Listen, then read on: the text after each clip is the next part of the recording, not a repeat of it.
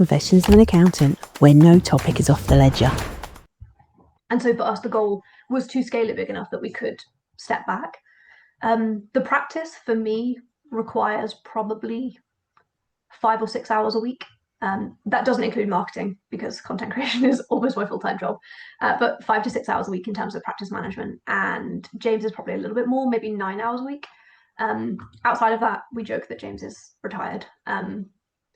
When the audit license comes back in, he's preparing for a sprint and will not be retired. But I hear people so infrequently talk about achieving their goals and like getting to the point where they do have flexibility over how and when they work. They get to, be like me and say yes to things like this, which is things that I love.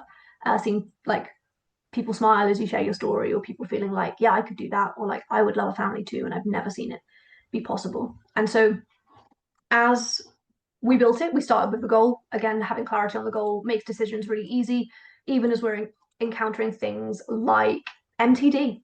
How do you decide if you're going to offer it? How do you decide if you're going to do race to the bottom or high value proposition? How are we dealing with capacity problems?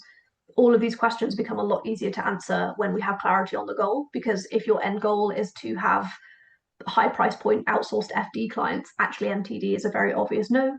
But if your service offering is for sole traders who want to buy back time, MTD will be an obvious offering. And so having continuous clarity on your goal is incredibly important, as well as understanding like if there is something blocking you getting there. So for me, I realized that actually a big block for me doing this was that I couldn't see anyone else that had done it. I'd see people remove themselves from their firm, but that was to move abroad or sell their firm. And I never wanted to do that. The goal for me is not to sell this firm. I would love to grow it. I would love to be a top 100 one day. And I would love to see more people who feel like me in accounting firms. And so the block for me was that I'd never seen it be done before. And so I had to do a lot of work and a lot of therapy around, just because you can't see it doesn't mean that you can't be it. I always wanted to be Baby Spice when I grew up and feel like I have accidentally become Baby Spice, but in accounting, which has made all of my dreams come true. But I think for me, stepping back from the day-to-day running of my business was actually about taking control of the parts of the business where it's essential that I am, and letting go of control in all of the right places. And I think so few people talk about what that actually looks like in practice. We do that through laying out responsibilities very, very clearly. So I mentioned earlier that we've never paid a penny in recruitment fees, which is incredible. I'm very aware that lots of firm owners will pay 15% on a salary, whereas for me, posting on TikTok and Instagram daily is the cost of that. But it's something incredibly powerful as a tool as we've scaled. We offer jobs in advance, so 3 to 6 months in advance, we are normally fully recruited. So we'll make job offers in advance. So at the moment, we're making job offers for people to start in February of 2026. They accept the job, they don't hand their notice in, they work in their firms, just keeping a secret. And then when we're ready and when they're ready, they hand in their notice and they start. But a big part of the recruitment process is two things. The first is responsibilities being clearly allocated, and the second is a benefits package that actually makes people want to join, because the easy bit is posting on social media. The hard bit is making sure that you have the scaffolding behind your business that makes social media a reflection of what's actually happening behind the scenes. And every employee of ours actually sees a highlighted version behind the scenes and a diminished version on social media, which I think in lots of businesses, the opposite is true, in that it's very much like Instagram versus reality. And so the infrastructure that we've built means that we've created a workplace where parents want to work. We just had Bring Your Kids to Work Day, where people bring their children in. We have lots of flexibility during the summer holidays. We do flexible working, hybrid working, flexi time, work from anywhere. We do gym memberships, golf memberships, private medical, private dental, lots of personal development opportunities. And so I think there's the easy stuff, which is talking about it on LinkedIn. And then there's the hard stuff, which is attracting great talent and keeping them. And so that's the first bit, is how do we find these candidates? And the second is really clearly understanding and setting the tone from the first interview that we can offer this package because we're incredibly profitable. We are incredibly profitable because I expect a lot for my money.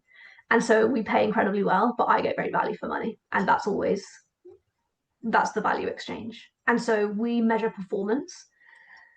I haven't mentioned it so far yet, but we are zero timesheets as a firm. which normally is where I hear a gasp in an accountex hall. We're zero timesheet.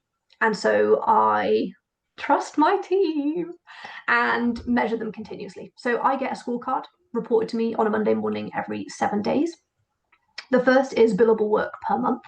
So I get to see every 7 days, broken down by team member, an automated Xero report that comes to me.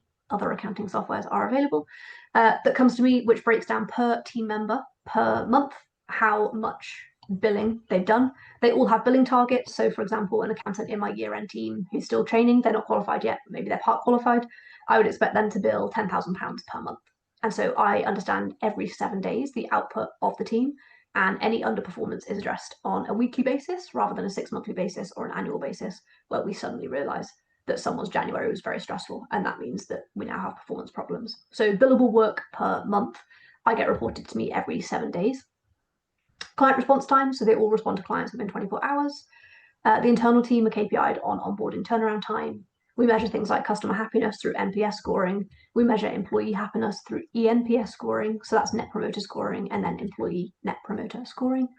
We measure the team happiness through the same metrics. We measure client referrals, staff referrals, and fee increases. And so suddenly I ensure that every member of my team has the same priorities as me, which is happy clients and good billing and high profit. So, for example, a team member who is measured based on output, if I have to bill 10 grand in 1 month and I have a client who is on a £3,000 fee and really it should be 4,000, if they're not incentivized to increase their output or actually decrease their workload for the same amount of output, they will just crack on, think, that's a difficult conversation that I don't want to have. I'm just going to do the job for the same amount of money because it makes no difference to my life.